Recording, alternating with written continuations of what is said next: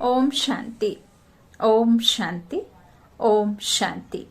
9/1/2022 प्रातः मुरली। ओम शांति। अव्यक्त बाप दादा।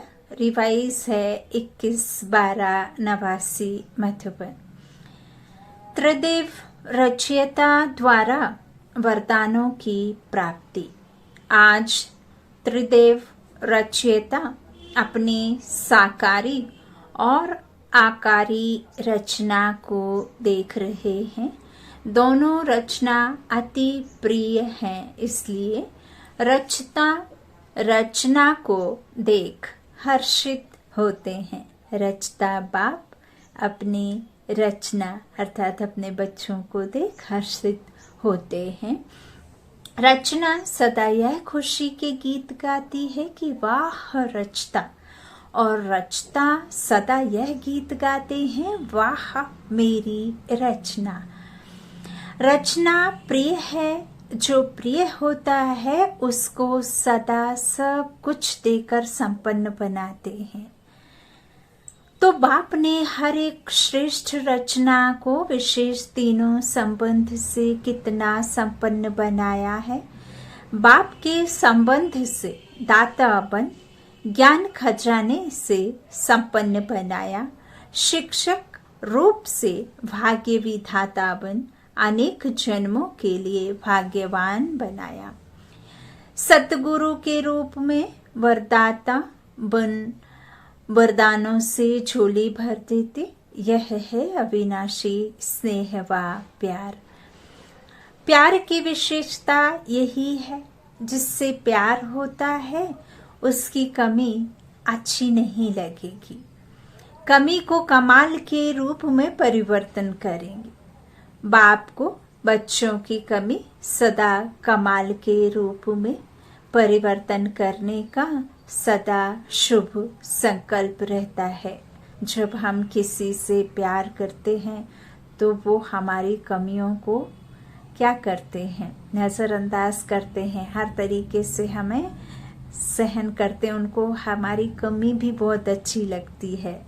तो बाबा क्या करते हैं, कमी को कमाल के रूप में परिवर्तन करना है ना, करने का सदा उनका शुभ संकल्प रहता है। प्यार में बाप को बच्चों की मेहनत देखी नहीं जाती। कोई मेहनत आवश्यक हो तो करो, लेकिन ब्राह्मण जीवन में मेहनत करने की आवश्यकता ही नहीं है, क्योंकि दाता विधाता और वरदाता तीनों संबंध से इतने संपन्न बन जाते हो, जो बिना मेहनत रूहानी मौज में रह सकते हो। वर्षा भी है, पढ़ाई भी है और वरदान भी है।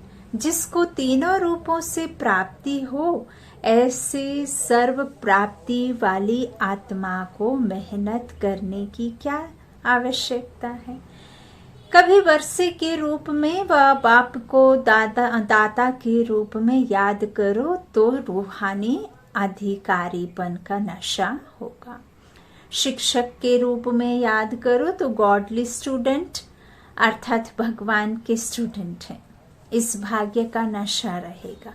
सतगुरु हर कदम में वरदानों से चला रहा है। हर कर्म में श्रेष्ठ मत वरदाता का वरदान है। जो हर कदम श्रेष्ठ मत से चलते हैं, उसको हर कदम में कर्म की सफलता का वरदान सहज स्वतः और अवश्य प्राप्त होता है। सतगुरु की मत श्रेष्ठ गति को प्राप्त कराती है। गति सदगति को प्राप्त कराती है।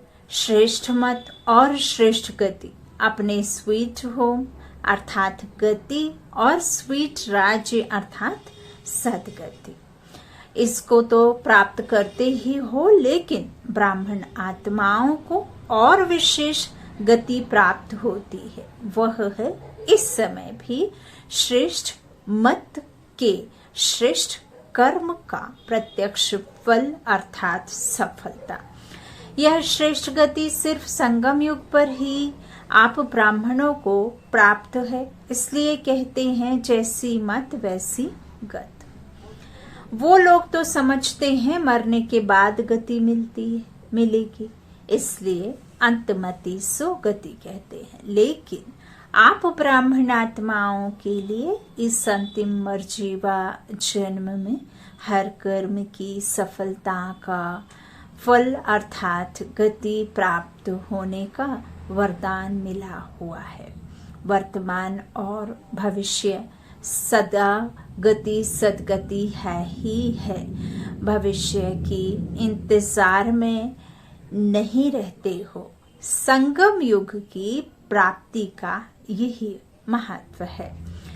अभी अभी कर्म करो और अभी अभी प्राप्ति का अधिकार लो।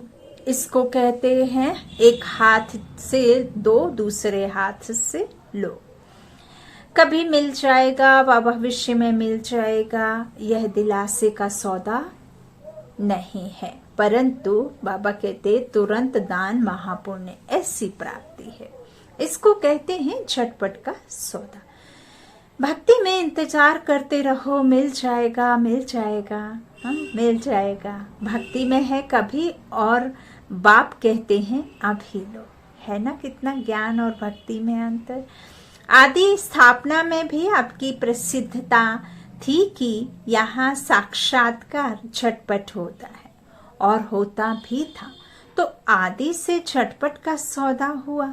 आदि माना जब आत्माएं सतो प्रधान अवस्था में रहती हैं और जब सतयुग में पाठ बजाने आती हैं, है ना, तो बाबा कहते कि आदि से झटपट का सौदा हुआ, है ना। तो और ऐसा नहीं कि कोई नया है, होता भी था।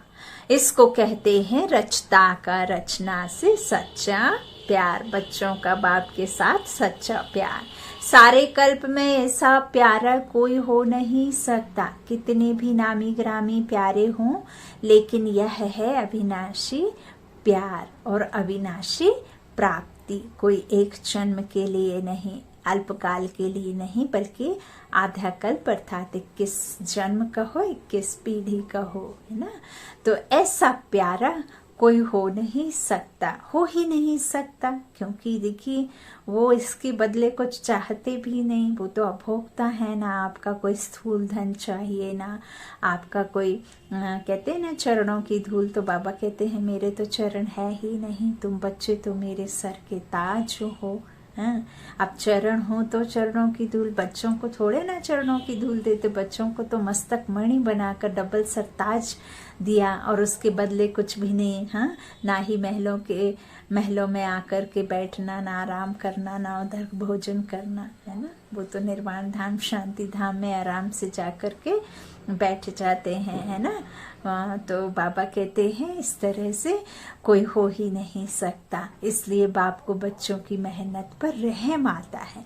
वरदानी सदा वर्षे के अधिकारी कभी मेहनत नहीं कर सकते। भाग्य विधाता शिक्षक के भाग्यवान बच्चे सदा पास विद ऑनर होते हैं, ना फेल होते हैं, ना कोई व्यर्थ बात फील करते हैं। अब देखिए बाबा को यूं तो ये नहीं कहते ना कि चोरी करो, कहीं डाका डालो, किसी का खून करो, किसी को दुख पहुंचाओ, यही सब करने मना करते हैं, है ना।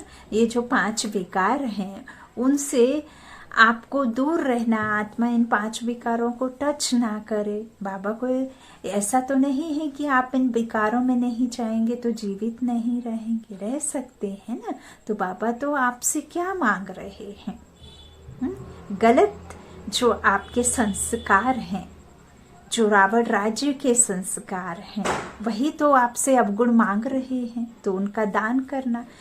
ओम शांति। बाबा कहते मेहनत करने के कारण 2 ही हैं, या तो माया के विघ्नों से फेल हो जाते व संबंध संपर्क में, चाहे ब्राह्मणों के चाहे अज्ञानियों के, दोनों संबंध में कर्म में आते छोटी सी बात में व्यर्थ फील कर देते हैं, जिसको आप लोग फ्लू की बीमारी कहते हो। फ्लू क्या करता है? एक तो शेकिंग, हलचल होती है, उसमें शरीर हिलता है और यह आत्मिक स्थिति हिलती है, मन हिलता है और मुख कड़वा हो जाता है। है ना, यही सिम्टम्स होते हैं। तो यहाँ भी मुख से कड़वे बोल बोलने लग पड़ते हैं, और क्या होता है, कभी सर्दी कभी गर्मी चढ़ जाती है ना, गुस्से की गर्मी, है ना।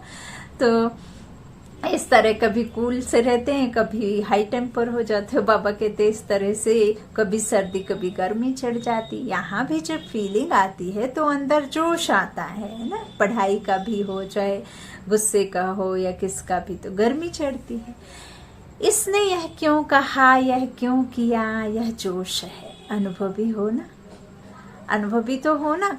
तो और क्या होता है, खाना पीना कुछ अच्छा नहीं लगता है, यहाँ भी कोई अच्छी ज्ञान की बात भी सुनेंगे सुनाएंगे तो भी उनको अच्छी नहीं लगेगी। आखिर रिजल्ट क्या होती, कमजोरी आ जाती है। यहाँ भी कुछ समय तक कमजोरी चलती है, इसलिए ना फील हो ना फील करो। बाप दादा श्रेष्ठ मत देते हैं, शुद्ध फीलिंग रहे। मैं सर्वश्रेष्ठ, अर्थात कोटों में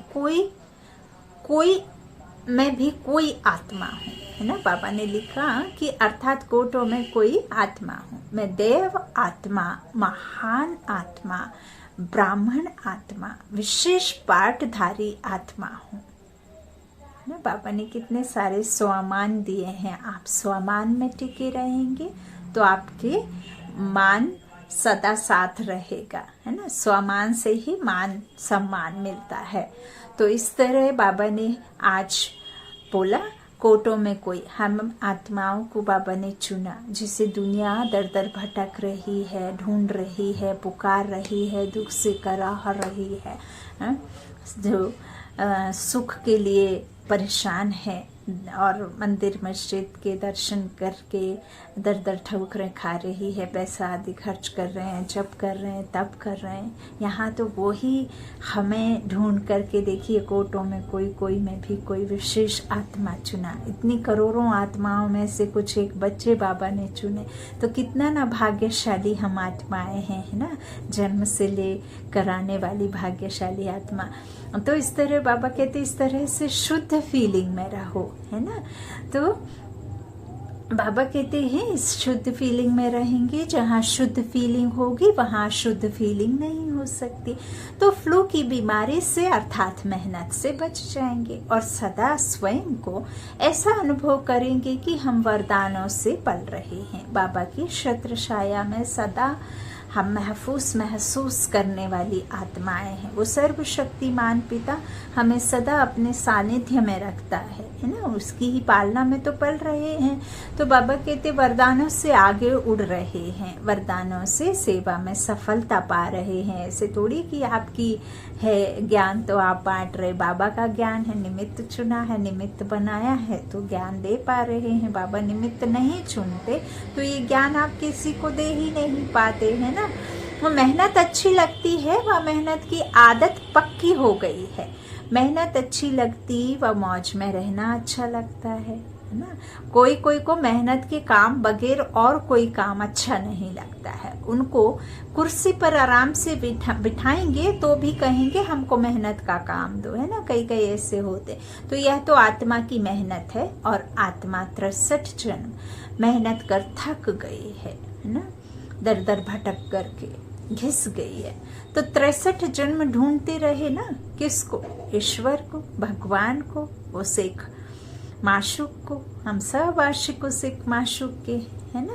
तो बाबा कहते हैं थक गए हो ना, तो थके हुए पहले ही हो। 63 जन्म मेहनत कर चुके हो, अब एक जन्म तो मौज में रहो कम से कम। हाँ, अब जिसे ढूंढ रहे थे वो मिल गए तो अब मौज में रहो। मालिक है वो, मालिक के हवाले सब कर दो।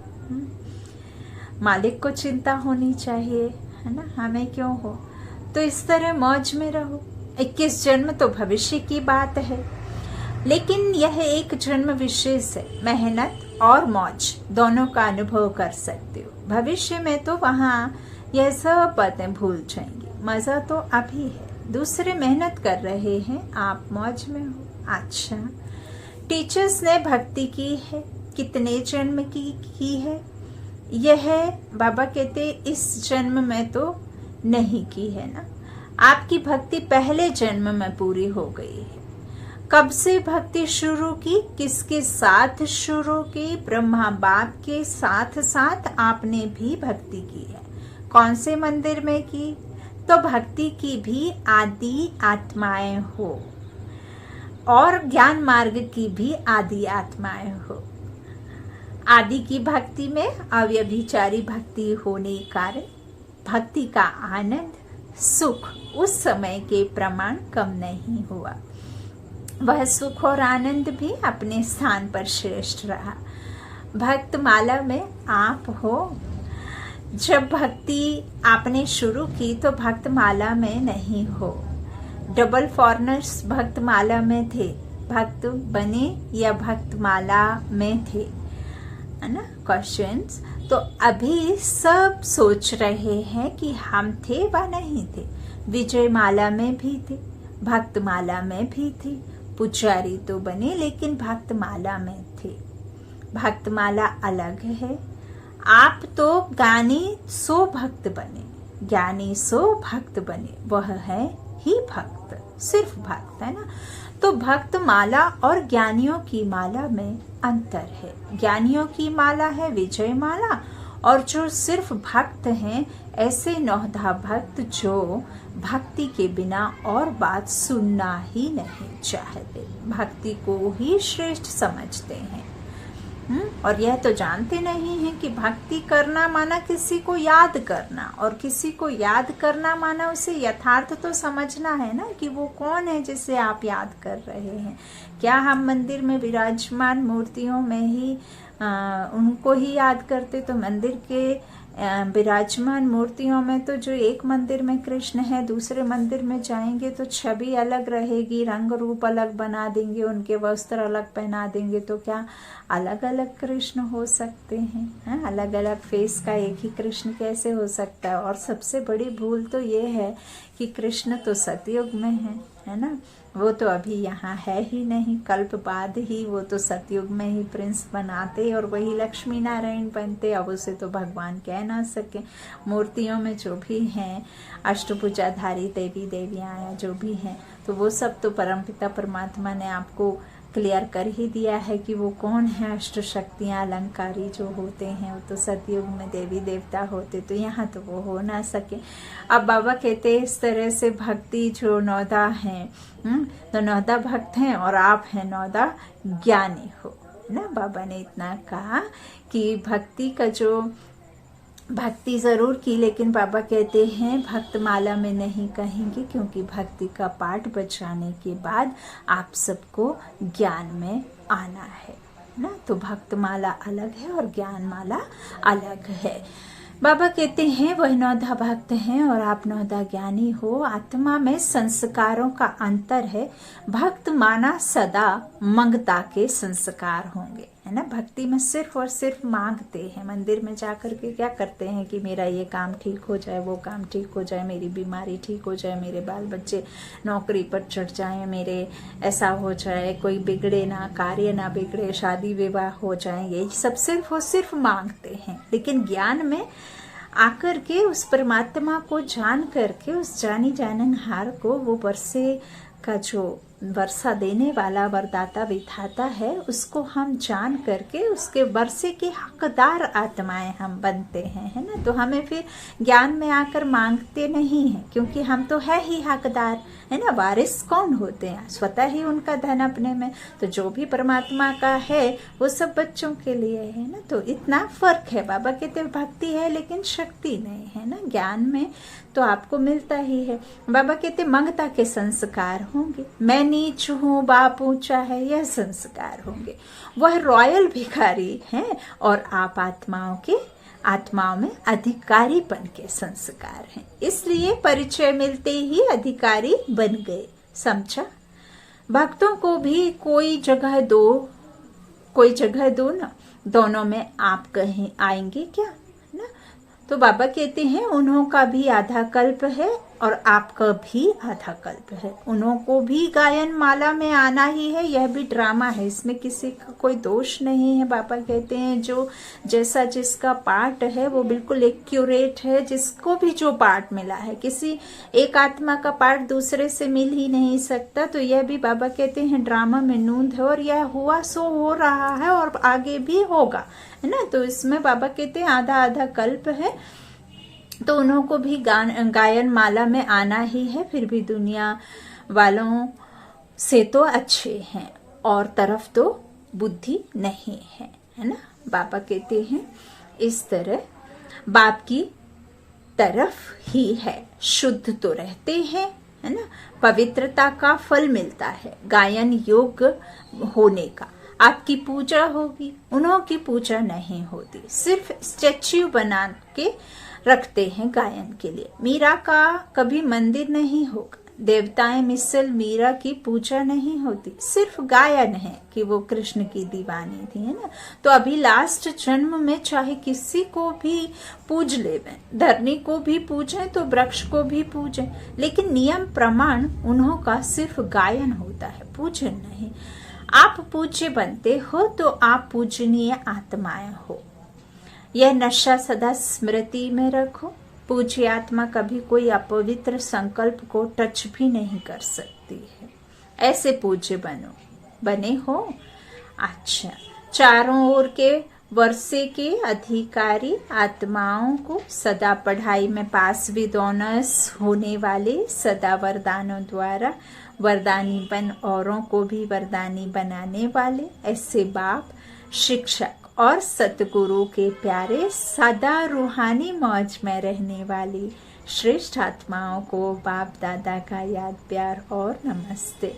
पंजाब राजस्थान ग्रुप। सदा अपने को होली हंस अनुभव करते हो। होली हंस अर्थात समर्थ और व्यर्थ को परखने वाले। वह जो हंस होते हैं वो कंकड़ और रत्न को अलग करते हैं, है ना।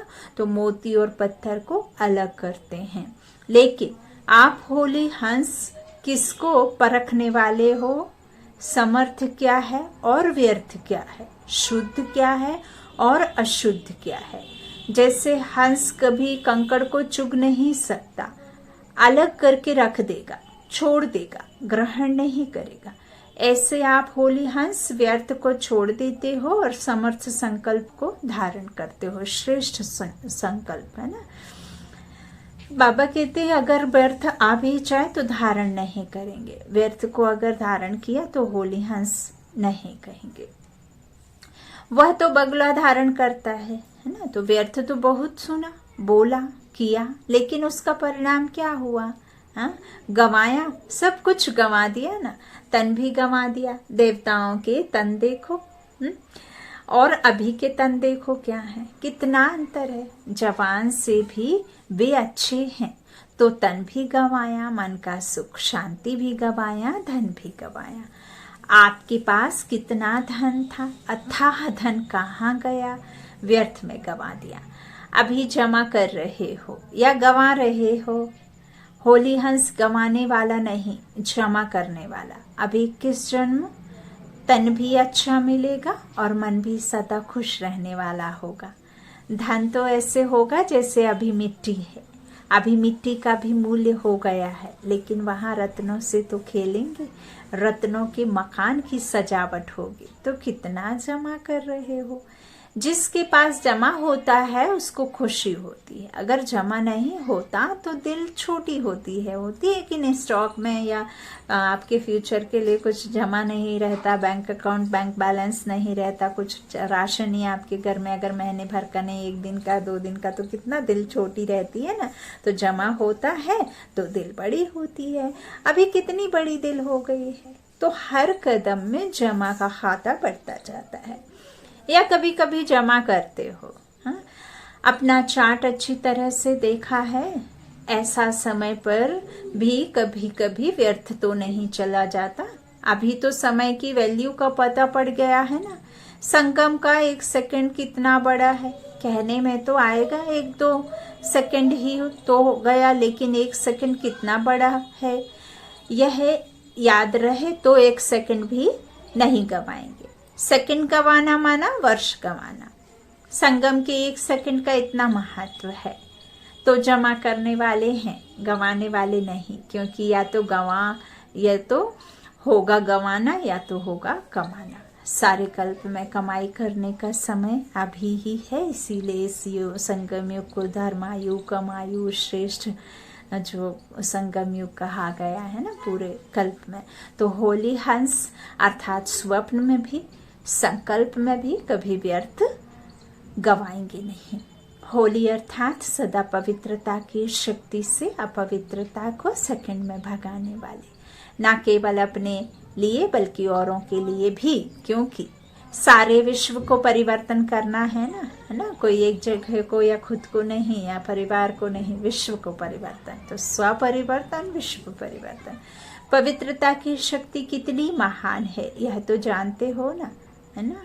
तो पवित्रता ऐसी अग्नि है जो सेकंड में विश्व के किचड़े को भस्म कर सकती है। संपूर्ण पवित्रता ऐसी श्रेष्ठ शक्ति है, अंत में जब सब संपूर्ण हो जाएंगे तो आपके श्रेष्ठ संकल्प में लगन की अग्नि से यह सब किचड़ा भस्म हो जाएगा, सफाई हो जाएगी। योग ज्वाला हो, अंत में ऐसे धीरे धीरे सेवा नहीं होगी। सोचा और हुआ, इसको कहते हैं विहंग मार्ग की सेवा। अभी आपने अपने में भर रहे हो, फिर कार्य में लगाएंगे। जैसे देवियों के यादगार में दिखाते हैं कि ज्वाला से असुरों को भस्म कर दिया।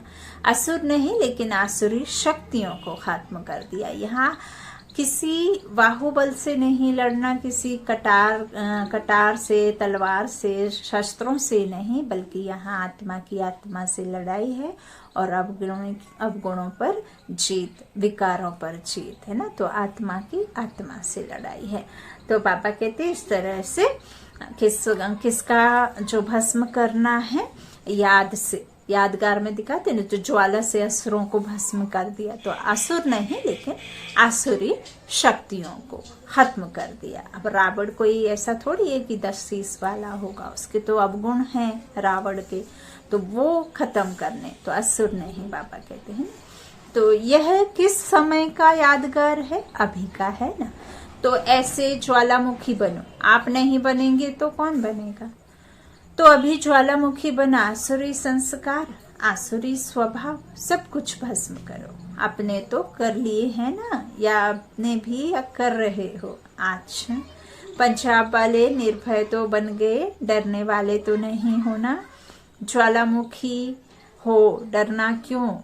मरे तो पड़े ही हो, फिर डरना किससे? हाँ?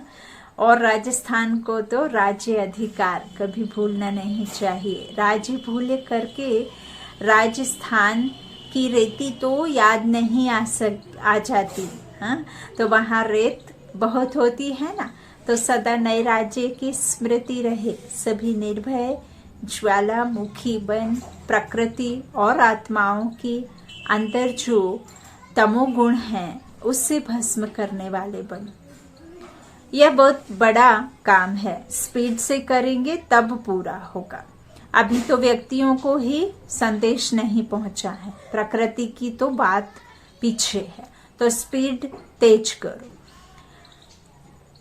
गली गली में सेंटर हो, क्योंकि सरकमस्टांस प्रमाण एक गली से दूसरी गली में जा नहीं सकेंगे, एक दो को देख भी नहीं सकेंगे। तो घर घर में गली गली में हो जाएगा ना। अच्छा, आज का वरदान है चलन और चेहरे द्वारा पुरुषोत्तम स्थिति का साक्षात्कार कराने वाले ब्रह्मा बाप समान भव। जैसे ब्रह्मा बाप साधारण तन में होते भी सदा पुरुषोत्तम अनुभव होते थे।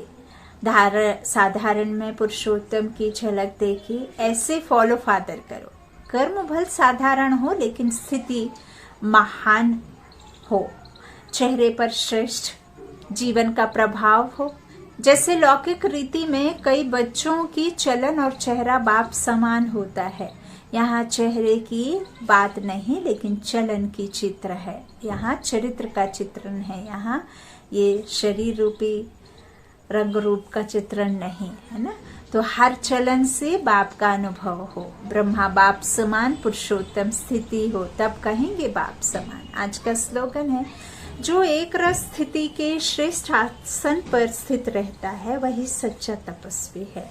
जो एक रस स्थिति के श्रेष्ठ आसन पर स्थित रहता है वही सच्चा तपस्वी है। लवलीन स्थिति का अनुभव करो। यह परमात्मा प्यार आनंदमय झूला है।